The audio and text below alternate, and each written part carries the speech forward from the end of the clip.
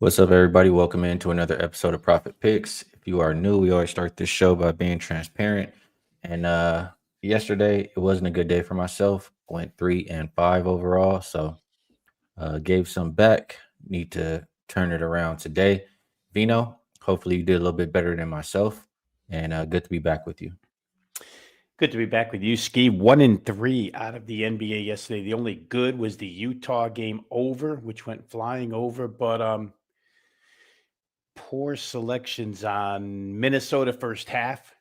Did not get there against the Lakers. Lakers played a great 10-second comeback at the end of the game with Austin Reeves regaining the lead and getting the win. Other bad yesterday were I skipped day to day. I forget what else was bad here. Take my word for it, though. It was 1-3, and it wasn't good. I remember the winner. I just can't remember the losers. Maybe that's a good thing. I'm sure I'll remember as we go along. Oh, yeah. Yeah, One was the Atlanta Hawks team total over. I remember that especially. That one stung. I bet that game over. I bet the Nets; those canceled each other out. I did bet the Utah game over. That was the winner. Um, Man, it was tough on a few of the props. What was it? Trey Jones over his assist. It's like nobody could make a shot whenever he passed it. When everybody else passed it, they're good to go. But when he passed it yesterday, he couldn't make a shot. And then the Sumu, he didn't get the normal minutes. I feel like more of his minutes went to Kevin Herter in that game. So couple of things there. I know there's a couple other games I bet, but yeah, 3-5 overall. Need to do better here today. And we have four four NBA games, five NBA games, four. Yeah, four NBA games and some NFL to talk about. So let's get to it. First up, we have Magic and Hornets. Opened up Magic -4, down. I'm seeing 2.5. Total open 239. Looks like it's right there, 239 or 239 and a half. You did just get some injury news. Jalen Suggs has been ruled out. Franz Wagner is now questionable. Mo Wagner is out for the Hornets. Josh Green, Brandon Miller, Grant Williams look like they're all out. The Magic did play yesterday. That was one of my losers. They looked absolutely pathetic, Rob. Um, that's my bad for trying to expect them to change. You know, uh, to fix what's going wrong and change in the middle of this schedule that they have. This is their fifth game tonight in 7 nights. And that's not a good time to fix whatever was going wrong when you're in the midst of that kind of schedule. So I think that was a bad play yesterday. And I mean, here they are in a back to back. Does that give them more time to fix whatever was going wrong? I don't think so. The Hornets have been playing a lot too. I think it's their fourth and sixth, but they've been playing better.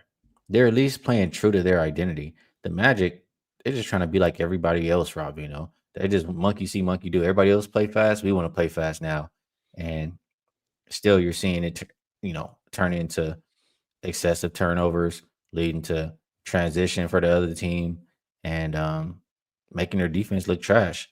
Jamal Mosley was going off in his post game interview, pretty much like you could tell he was upset. And they're asking him kind of the same stuff I was talking about yesterday. Like, well, do you think maybe we need to slow it down and, to try to get the defense to play better? And his response was, we play a little bit slower in this game. They still put up 135 points or 30 something points. So there's a lot of talk about defense, defense, defense. We need to play defense for the Magic. I'm just not so sure how much I buy it on the end of this, fifth and 7 nights. So lean Hornets. No Jalen Suggs doesn't. I mean, it doesn't make me, like the over less. I mean, that's less of a defender out there for the Magic. Franz though, he does contribute to points for the Magic. Still, I think the Hornets can push them. Hornets are one of those teams that will absolutely get out and run every chance they get. And Hornets games, every single one has hit 240. So lean Hornets, lean over. What do you think, Ravino? Hard not to lean those ways, Ski. I'll give you a couple of quotes. One yesterday before the game, the day before the game, actually, from Paolo Banchero. who basically said hasn't been very good, giving up a lot of points, but that's kind of what you give up when you speed the pace up. No different than what we were saying yesterday. Teams are able to get out and run. It causes matches, miscommunications and stuff. And then to your point about the head coach Jamal Mosley yesterday, we've got to sit down and guard, basically his message. But I don't know that begins today. And even when you have the other team's coach talking about you, Charles Lee, Orlando is a big physical team that's struggling a little bit defensively right now, to say the least. But they have a great presence to them and great size. We have to be ready for that level of physicality, blah, blah, blah, blah, blah. I don't think you have to be ready for physicality when the game is going at warp speed up and down the floor. And like Banchero says, cross matches, open floor game. Tyus Jones' assist probably is good tonight, Skee, without Suggs on the floor. That's probably a good look. Our guy from Duke, probably a good look. There's going to be some open shots for Charlotte for sure. Nipple. And I don't play a lot of props, but I think those two look pretty good right off the bat. And I would have to agree. You have to probably play over here. The odds maker has spiked it. I guess the problem you have here would be, I shouldn't even say that because Charlotte's a defenseless team too. I was going to say, can Orlando do their part on back-to-backs? They probably will. So I didn't bet the game, but those two props stick out to me, and also any form of over in this contest. Charlotte's team total real fast happens to be at this point, we'll give you current numbers, 118.5. Charlotte to get to 118.5 doesn't seem too difficult the way they're playing and the way the Magic are playing defense. Yeah, good points. I didn't see actually a assist prop for Tyus Jones. So if they did have it out there, I'm sure they probably pulled it now and gonna put up a different number. But cut nipple, it was interesting. His prop when I bet it the last game was 13.5, slightly juiced to the over. Now it's 13.5, slightly juiced to the under. And he's been hitting this. I mean, he's been shooting lights out. I don't know. It just made me think twice. So I don't disagree with either one of the looks, but that's just what I thought. Over 1.5 threes, can't talk you off there. Definitely could look at Khan in this game. All right, next one up. Warriors and Bucks opened up -3 for Golden State. Still looks like that. Total open 231.5. We'll call consensus. Melton, Tuhey, both out. Giannis probable. Still no KPJ here for the Bucks. Looking at this one here, Rob Veno, both teams have been very good ATS. Both teams have been really good towards the over. This will be the first time that the Warriors have to leave the West Coast and over there to Milwaukee. We'll see if that makes a difference, but they have looked very strong to start the year. When I think about this specific matchup, and it's interesting because I know the Warriors usually beat the Bucks, but who do the Warriors have for Giannis? Giannis probably continues to score whatever he wants. Probably his points prop is worth a look.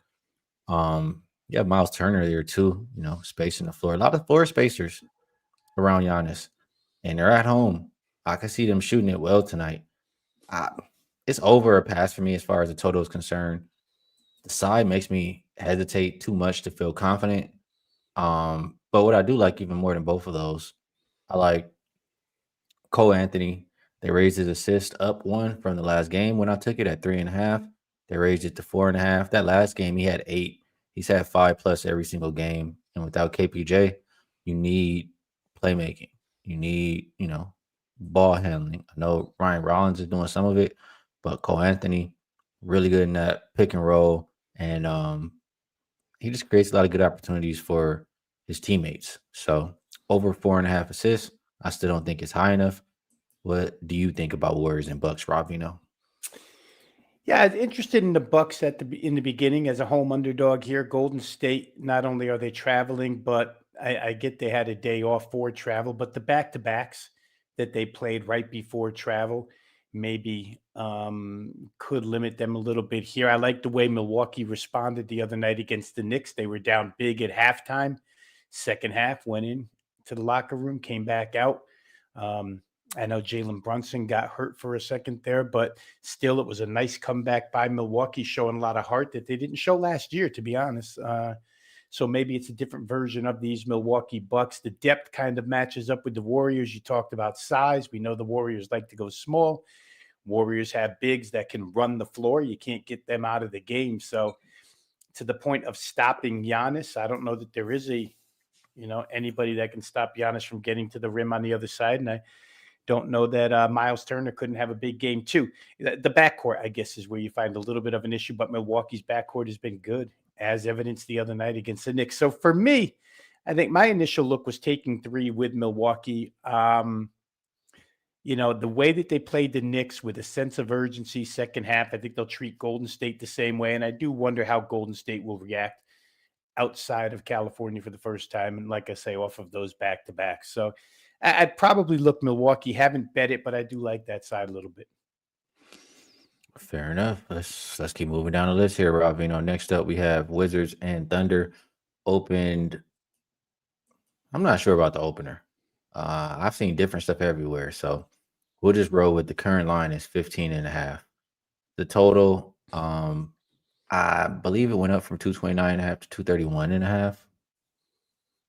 As far as who's available, Bagley is questionable for this Washington team. You did have Isaiah Joe go through shoot around today. They've been without him all 5 games this season.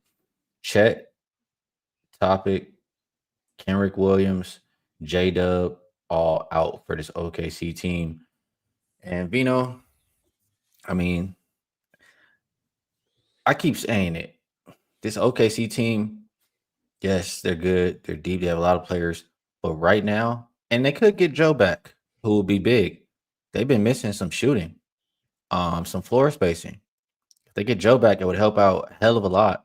But if he does play, he could be, what do you say, minutes restriction, first game of the season, coming back from injury. You're without Chet, who, I mean, it's really big when you can have a center who can space the floor, especially. So if you don't have that floor spacing, it's going to hurt your offense. And you're not going to be able to create that big margin. You look at OKC games this year, they've only won one. They only cover one spread. That was versus the Hawks. Every other game has been, I think, a 6-point game or less because they can't create those big margins. So I look at Washington, a little bit similar to what I was looking at with the Kings. I played the Kings plus 10 versus the Thunder. The Kings really good in that mid range, right? We know OKC is allowing the most mid range attempts. Guess who's number 2?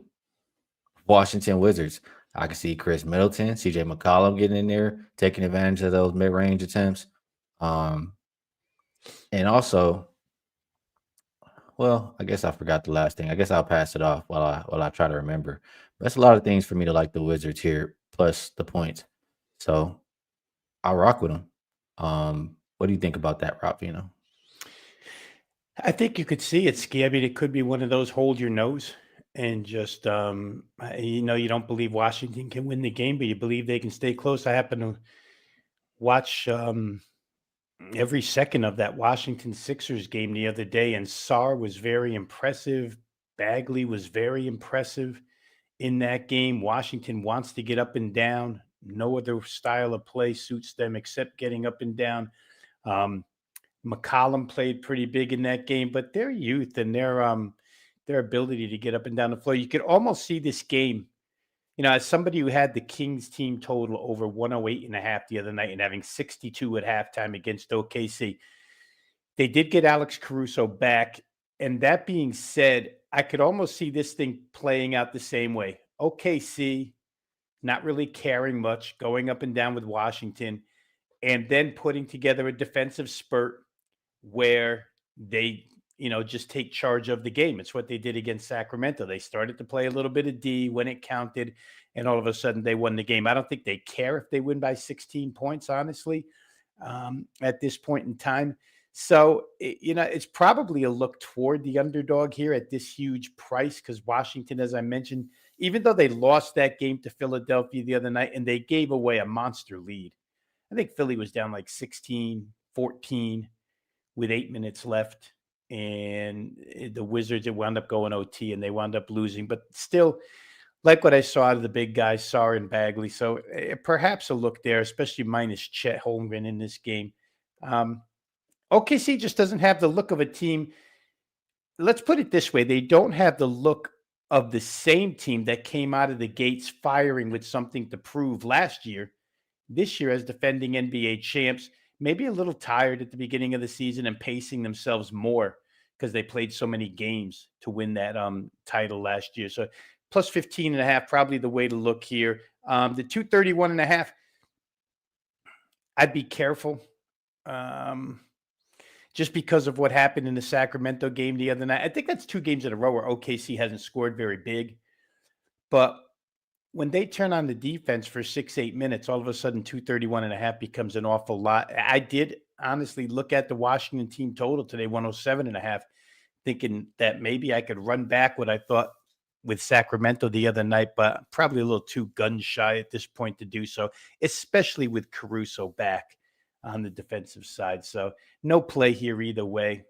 Could look dog, could look team total for Washington over, but I don't think I'll be there. Nice guy says, no point in taking the points before the game. If you like the Wizards, wait till they're behind and get more points live bet. Who's to say they're not going to be up? Yeah. Weren't they just up in the last game? And Sacramento was up on OKC. That's the problem. You don't know that OKC is going to care right out of the gate. They might, but they haven't shown that ability, right, to care immediately in these games. Right. Yeah, I mean, yeah, I disagree with that. 15.5 points seems like enough already. This comment here, I do agree with. And it's talking about, I mean, I did play this. Keyshawn, George over 3.5 assists. And it just, I mean, for one, I don't like Carrington at the point guard position in general. I think it's really just CJ should be playmaking or George should be playmaking. And then to what Mitch is saying here, you do get Bilal back tonight. And he's a guy who's playing around 30 minutes. So you don't know how it's going to affect too many props. If it wasn't for that, I might be going, back to PRA with Keyshawn George because he does everything. He's boarding. He's scoring 20 every game. He's not in foul trouble. Like, he's really doing it all. But regardless whether Bilal, whatever minutes he gets, he's not the playmaker. So I still think they're going to need Keyshawn George to set the table for some other guys. In general, he's going to have the ball. 4 assists just seems really low. He's hit it every single game. So until he doesn't, I think that's something I have to continue to play. But there was another comment. Let's see if I can get there. Well, this, and it ties into, it's the same comment. Any Wiz props, I'm a bit hesitant. I don't know how many minutes Bilal's getting. I'm in agreement. Because if it wasn't for that, OKC, they allow a lot of corner threes. Like, they allow that mid-range, and they allow the corner three. Trey Jones, he's been shooting it really good. He's going to be sitting right there in the corner. I thought about him, but who's to know how these Bilal coming back in affects everybody's minutes. So that corner 3 stat, though, or whatever I just said, is another reason to like the Wizards plus 15.5. Anything else, Vino, before we move on? Yeah, real quick, I'll just add to that just from watching the game the other night. Corey Kispert's Skee was he played really, really well. And when you're talking about corner threes, it just reminded me as soon as you said that, I saw him hit a couple the other night and probably shoot more than that. So he was an interestingly active player in that game the other night. I haven't seen him play at that pace with that activity level in his NBA career so far. So Kispert's another guy. And to your point, there's a lot of guys who kind of play perimeter wing. And when they have to share minutes, it does get a little bit tough. Last but not least, too, I did want to mention the one reason I also didn't want to take Keyshawn George's points is I'm a big fan. He does it. He could shoot. He could do everything, but the refs don't respect him yet. He gets absolutely no calls I could see Lou Dort just hacking them all night and the rest not calling anything because Lou Dort gets away with everything. So that made me stay away from his points in this one. Last game in the NBA, Heat and Spurs opened up. Spurs -5.5, looks like 6. Total came down from 231.5 to 220, or I'm sorry, as low as 228.5. A lot of people on the injury report here. For the Spurs, De'Aaron Fox, Luke Cornett, Kelly Olynyk, Jeremy Sohan, Lindy Waters, all out. Jovic, Hero, Powell, Rozier, Yakachunas, all out. I'm sorry, Jovic is questionable, but I don't think he's questionable. Everybody else is out. The Spurs, Vino, I was very high on them coming into the year. They look good. They're undefeated. Wemby looks amazing. They haven't played the best of competition. They play what? The Raptors, the Nets, the Pelicans, and the Mavericks. And the Mavericks, it looked good to start the year, but the Mavericks look kind of shitty now, Rob Veno. So haven't played the best competition. Miami, not a team we expected to be, or at least I didn't expect to be so good to start the year. They're 3-1, a little bit of a new identity, playing up tempo.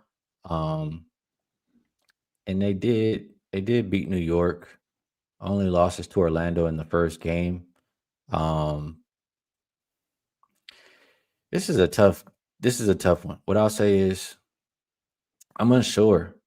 Like I'm still unsure about this Heat team. I do think the Spurs, both of these teams have been good defensively, by the way.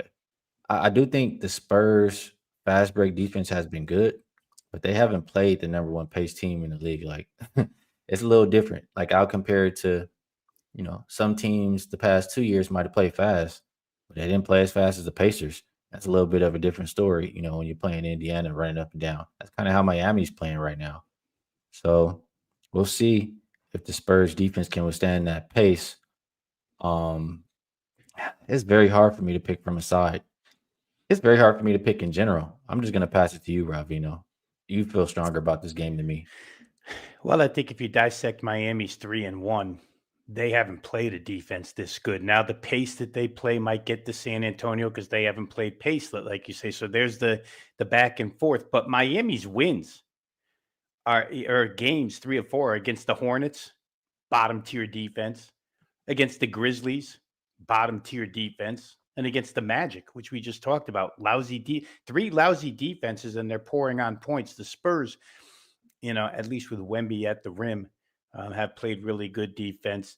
It'll be interesting to see if San Antonio wants to just get up and go with Miami, or if they try to, control pace on their home floor. I generally think that the home team likes to dictate pace for the majority of the 48. You can't do it all 48, but for the majority of them. So I'd lean towards San Antonio there. I just think at this point in time, they're the better team. It was a big night for Jaime Jaquez the other night, 28 points or something. So Miami was looking to the bench a little bit for some help. Um, I would only counter what you said about San Antonio not really having to face pace so far this year, which is a fact. And I would just counter it with Miami not having to play a real defense so far this year. The one game that they did play against a decent defense was the Knicks.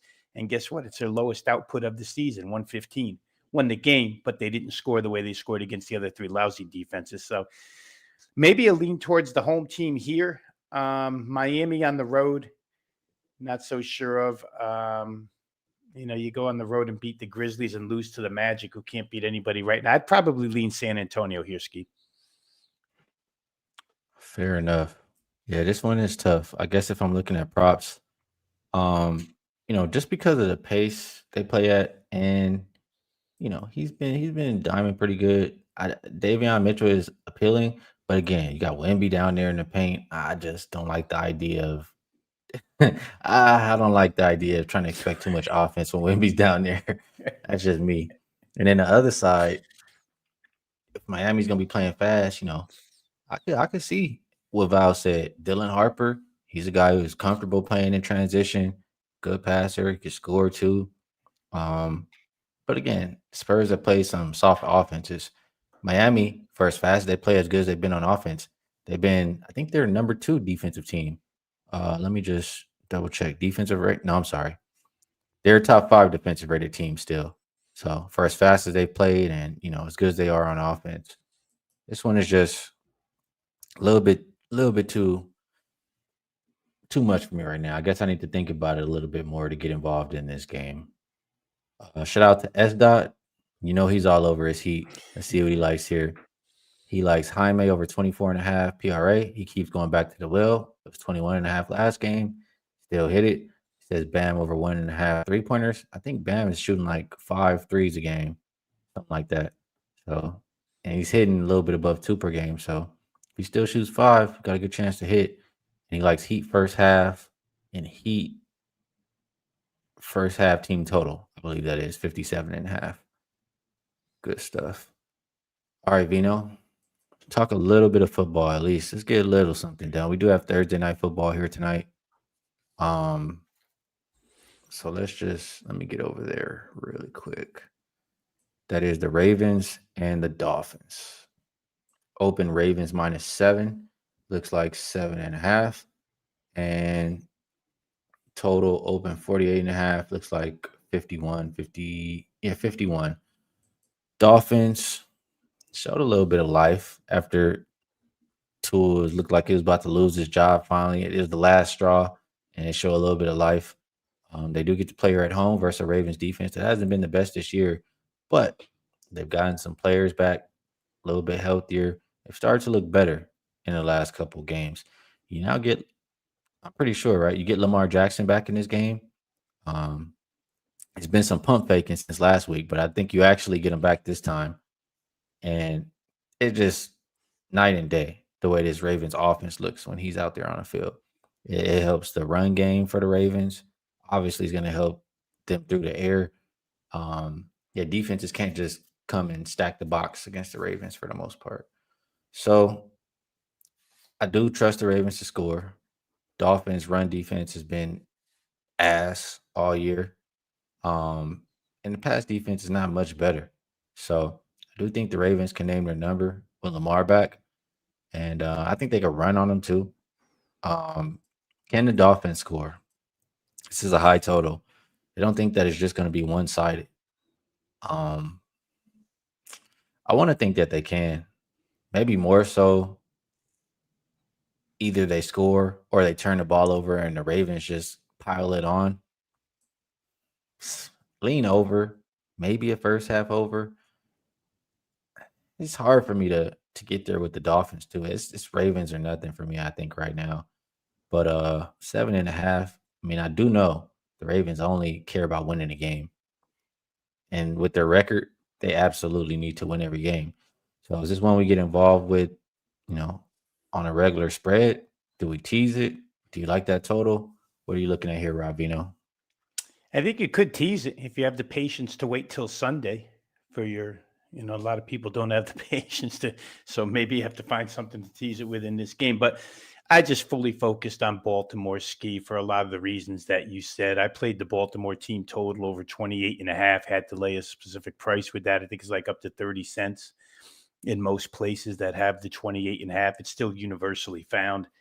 Um, and like I say, for a lot of the reasons that you already said, I don't see any reason why you would hesitate jumping back in on Baltimore offensively with Lamar back at the helm and with Patrick Ricard back at fullback. And not a name that's a household name, but a guy who's very important in blocking for Derrick Henry. Last week, Baltimore got back to running the football a little bit, 177 yards, rushing 5.1 a carry, 2 touchdowns. That was without Lamar. The Dolphins against good offenses this year gave up 33 early to the Colts, 31 to Buffalo. After that, I'd put Baltimore in that category.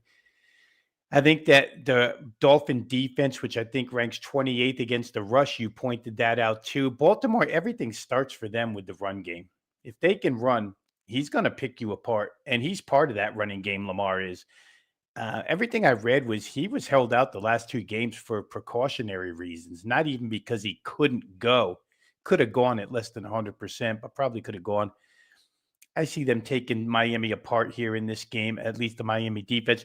For what it's worth, Miami looked good against Atlanta last week with Kirk Cousins in his first start because Michael Penix Jr. didn't play, without Drake London at wide receiver. Atlanta's kind of limited on offense when you can just focus on Bijan Robinson.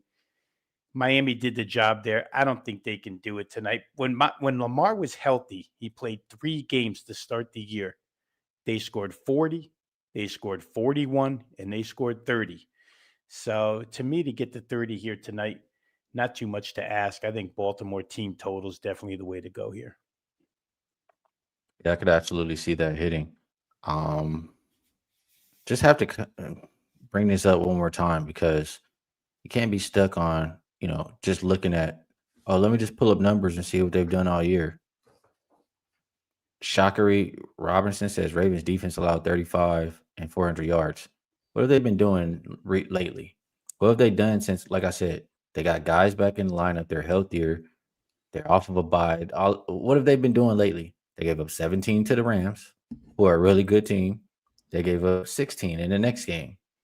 Let's not get stuck on the Ravens defense from the beginning of the year. Let's not stay on that.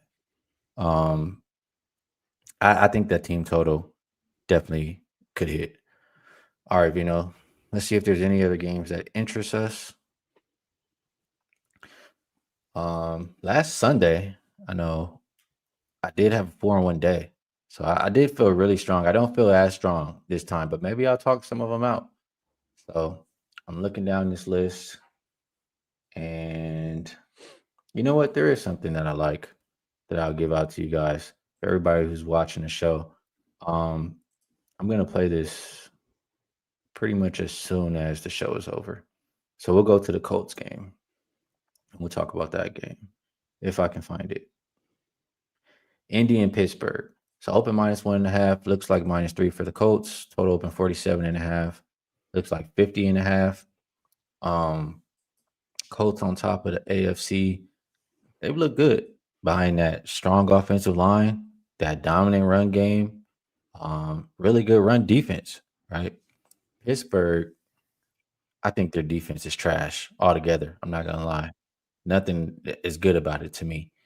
Do I think they can score? I do.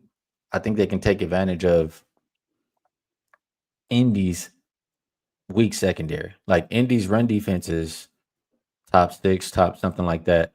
The pass defense, they can be had, and they've been banged up. I know, Branch, he's not suspended anymore, but the other guys, I'm pretty sure, are still banged up. And if I'm not mistaken, I think they're 29th as far as what they allow through the air.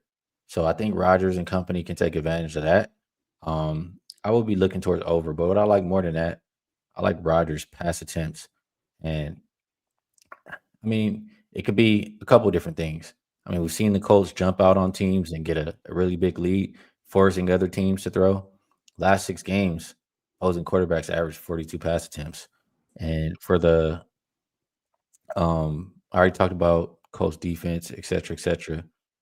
But it just makes so much sense to take advantage of them through the air. You look at Rodgers versus the poor defenses the past couple games. He cleared 33.5 attempts in both of them.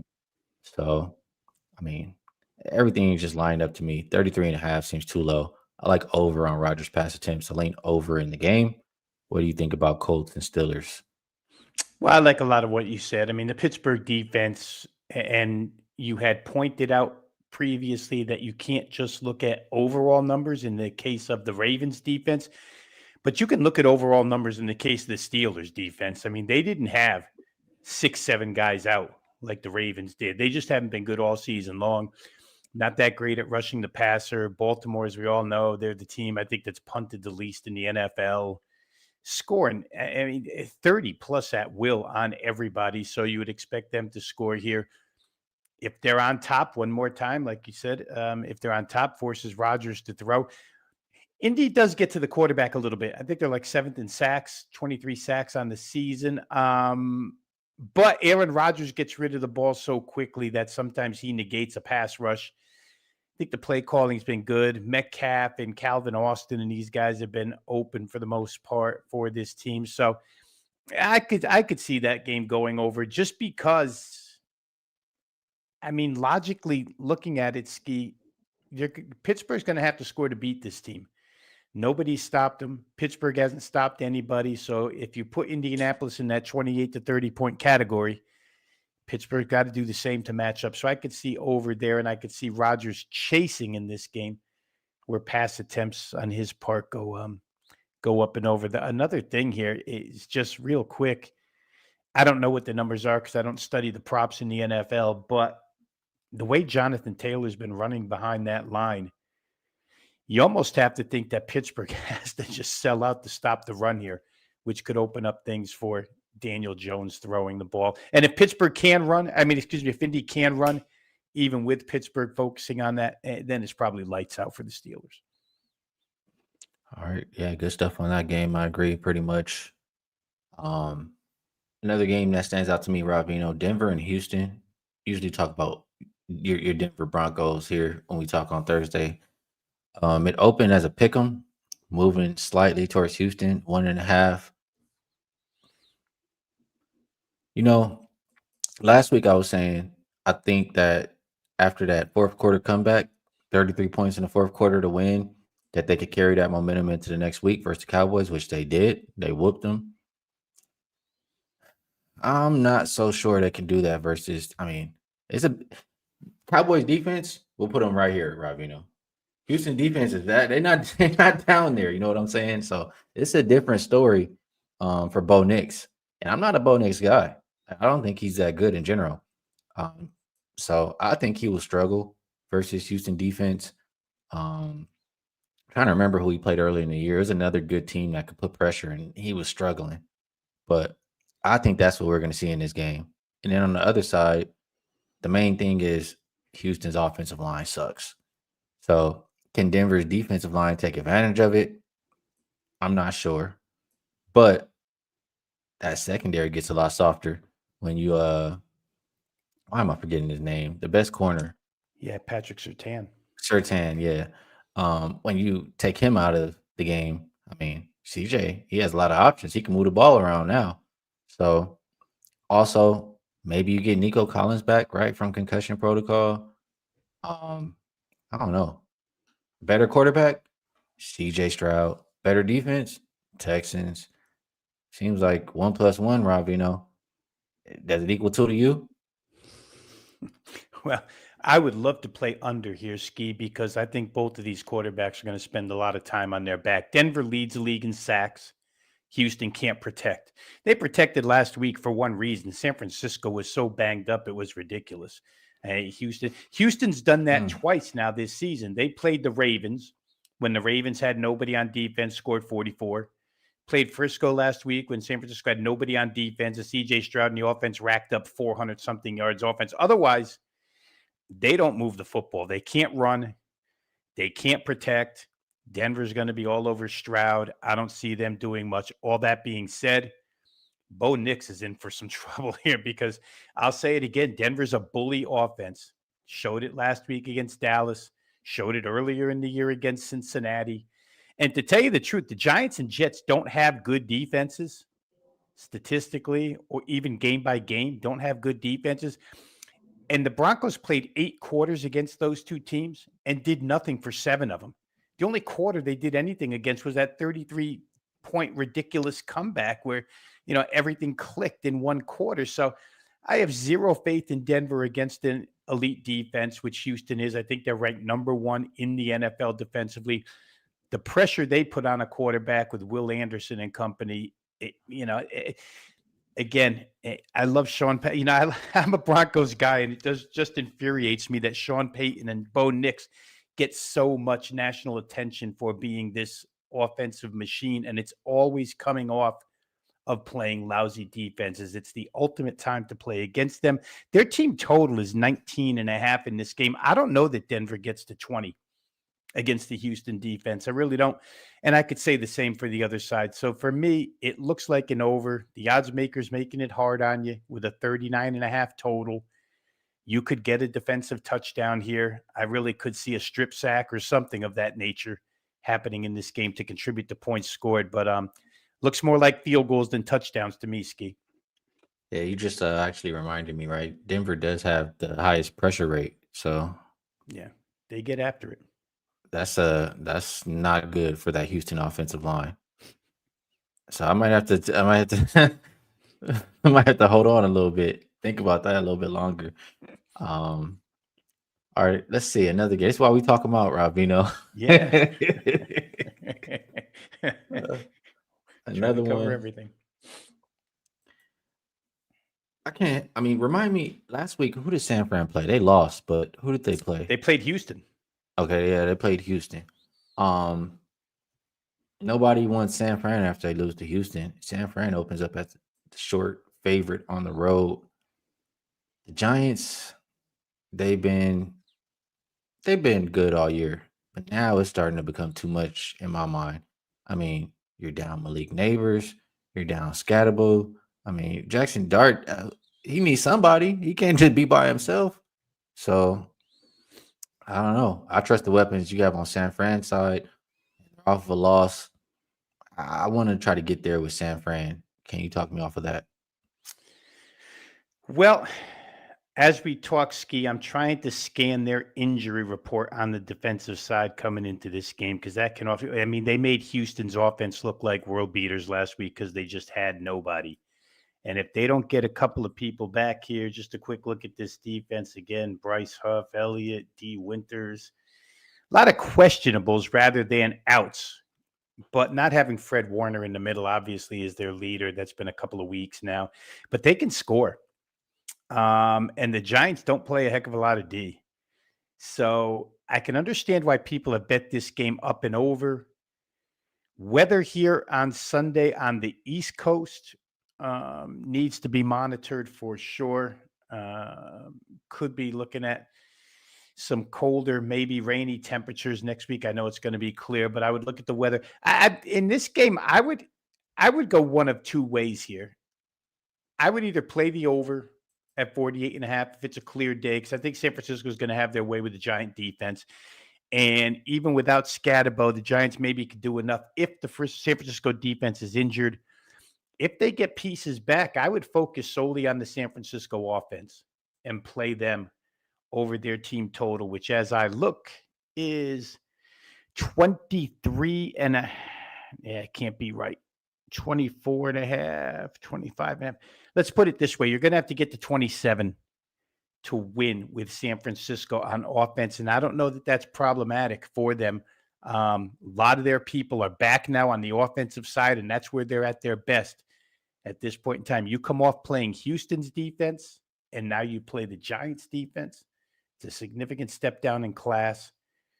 San Francisco's in the hunt for the NFC West. Need to win. I'd probably, at this point, I'd probably look that way, Ski. 0 in on San Francisco's team total. Get the best number you can get because I see these things all over the place, but I think you're going to have to get to 27 to cash that ticket. I don't think you have. I mean, to cash the team total or to cash the 49ers? Well, the team total is weird, Ski, because I'm looking at some numbers here of team totals that add up to numbers like 45 and 46. And yet the game total is 48.5. So I don't know if those are stale or if they're legit. Okay. There is a huge VIG attached to a couple of those numbers, which maybe bookmakers are holding on for a reason. San Francisco team total. That's going to be my thought on that game. All right. If we don't talk about anything else, we have to talk about at least one more game, Rob Veno. Chargers. No, fuck no. If I wasn't supposed to say that, sorry, but I don't want to talk about the Chargers. Absolutely not. I don't want to talk about them, Rob Veno. Kansas City and Buffalo. Yeah. That's the game of the week, right? Opened up -1.5 for the Chiefs. Now it looks like -1 or -2. Total open 50.5, looks like 52.5. I'm gonna get this out the way and just say, if you want to expect, if you like Buffalo, or if you think Buffalo is gonna score in this game, you like the over. I don't see why you don't like the over anyway. I mean, how many times have we seen these quarterbacks play and it just goes back and forth to the last play of the game? Um, it's a one-way ticket as far as the total is concerned for me. Now, the side, I feel like it's so many people, Rob, just trying to be so smart. Everybody always loves to be so smart and just try to find when they can just bet against. Oh, I'm gonna be the smart guy and bet against the Chiefs. What reason do you have to bet against the Chiefs right now? Like, they have everybody. They look completely dominant. What reason? You have people out here saying, "I don't think the Chiefs are that good." Uh, it's just ludicrous to me. Like, are you watching the games, or is there some numbers that you're looking at that's telling you this? Like, I have no clue what these people. How do they come to these conclusions? I think it's just hate. I think they just hate the Chiefs and want them to not be good. It's a one way ticket for me. It's Chiefs or nothing. I love Josh Allen. He's proven more than enough to everybody. And this is a guy who didn't like him at first, but after last year, I couldn't ignore what he was doing any longer. This year,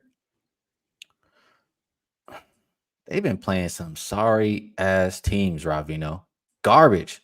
I mean, the first game of the season was versus Baltimore. We saw how terrible Baltimore's defense was, like for majority of the year, right? They barely escaped that game with a 1-point win. The Jets, the Dolphins, the Saints, the Patriots, who they lost to. Patriots are just beating up on bums. I don't even think they're good. The Panthers, they lost to the Falcons. Like, what is there to like about this Buffalo team? And everybody wants to say the Chiefs are not good. Get out of here with this shit, Rob. It's Chiefs or nothing. Talk to me, Vino? I'm not going to disagree with anything you said because, first of all, the very first thing I bet on Monday morning was this game over the total. I just can't see it not being bing, bing, bing, bing, back and forth in case he's going to outscore him in my mind. You and I had a talk about Buffalo a couple of weeks ago where we were sort of pointing out that Ed Oliver was back for the Bills and the run defense could be a little better. Ed Oliver's out for the season now, which means Pacheco and Kareem. You give Patrick Mahomes all the receiving weapons that he has and then give him a running game to go with it because Buffalo can't stop anybody from running. They're liable to go for 40 points in this game. I don't know why they wouldn't. I just checked the weather. Weather's going to be really good in Buffalo on Sunday.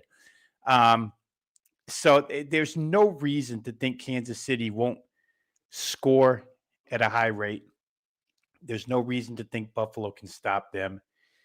And I just go back to the very first game of the year when Baltimore had Buffalo like 40-25 in the fourth quarter and Josh Allen brought them back. There's always that angle where Josh Allen can score against just about anybody. And the way they run the football right now behind that offensive line, I think they can. So to me, again, in summary, real quick here, this game should get, I don't know why it's only 52.5, should probably be up around 55, tell you the truth. So I bet it over.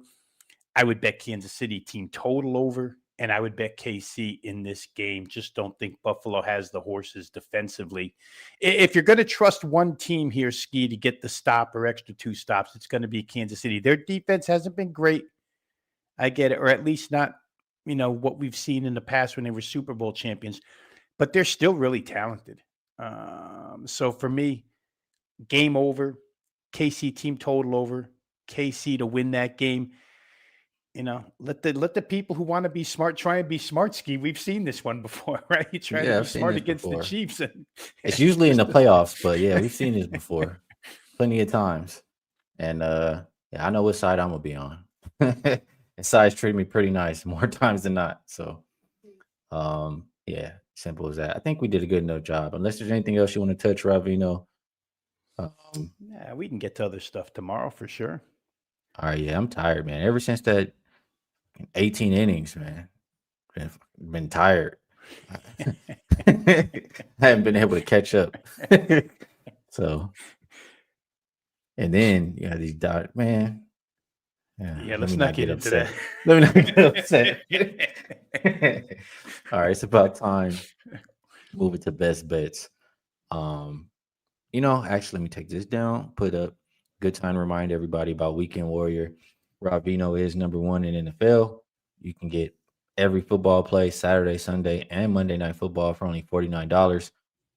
For myself, my top plays are 8-4. My NFL props haven't lost so far this season. I believe 3-0. And yeah, the teasers I put out are also 3-1. So if you'd like to be involved with either one of us for football this weekend, that's a good way to do it. So you can get involved with everything. You can take $500 off a 1 year pass, comes out to just 125 a month. And if you get it for Rob, you can go get the 25% bonus coupon and come use it and check my stuff out, or vice versa. So a lot of different ways to get involved if you would like to. Now, Ravino, we'll move it over to best bets. If there's anything else you would like to promote, feel free. And if you have a best bet for the show, we'd love to hear it. If you don't, no worries. Let's get straight to best bet, Skee. I'll skip the NBA because I was a little conflicted on a lot of those sides and totals, but I will go to the Thursday night football game. You guys heard me talk about it sort of emphatically. I just don't see any reason not to jump right on the Baltimore offensive horse here and expect them to score over 28.5 points. I know in the comment section we saw somebody who played over 30.5. That number is available as well at lower juice. And in essence, if you're betting over 28.5, you really logically have to get to 31 anyway. But the way these teams Skee go for two and whatnot nowadays, these games sometimes land on weirdo numbers. So I'd rather have 29 and 30 on my side over 28.5 as far as that team total is concerned. And the only reason why I did not play full game total here, you talked about it, I didn't. But Baltimore has got almost every piece back on that defense. And you pointed out what they've allowed the last 2 weeks. Kyle Van Noy, the sack leader's back, the secondary's back intact, and they've been better. It's a sense of urgency mode for this team from here on out. It's like playoff football for the next 9 weeks for the Ravens as they try to get back in this thing. So for me, Ravens team total tonight against poor Miami defense up and over 28.5. All right, good stuff from Ravino. And for myself, I'll go back to the second game that we talked about here on the show.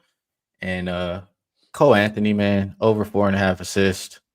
We cashed on the last time, like I said, at 3.5. They raised it 1, still not high enough. He's had 5+ every game so far, even when he didn't get the boost in minutes in that first game. I think he played, I think it was 11 minutes. The game that KPJ first got hurt, and he still had 5 assists. This Milwaukee team, when it's not in Giannis' hands, Rollins, he could do some other things. I still don't love him that much as, the playmaker, but they need playmaking. That's what I'm trying to say. And Cole Anthony can provide that. It's really good in the pick and roll and just really good in general. So over 4.5 assists, had 8 last game. I think it's still too low. That'll be my best bet for the show. Vino, always enjoy breaking these games down with you. Appreciate you taking the time to do so. Everybody in the chat, good stuff from you guys as well. Good cappers, good people, and us helping each other. That's how we continue to beat the books. So we'll be back again tomorrow. Big NBA slate, and we will catch all of you guys then.